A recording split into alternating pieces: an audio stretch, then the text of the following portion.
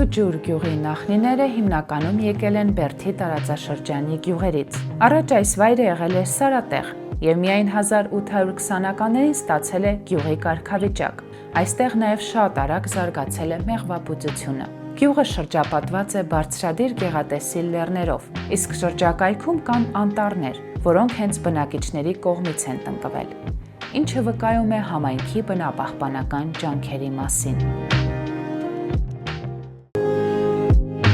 Թութուջուր գյուղի նախնիները հիմնականում եկել են Բերդի տարածաշրջանի գյուղերից։ Առաջ այս վայրը եղել է սարատեղ և միայն 1820-ականներին ստացել է գյուղի կարգավիճակ։ Այստեղ նաև շատ արագ զարգացել է մեղվաբուծությունը։ Գյուղը շրջապատված է բարձրադիր գեղատեսիլ լեռներով, իսկ շրջակայքում կան անտառներ, որոնք հենց բնակիչների կողմից են տնկվել,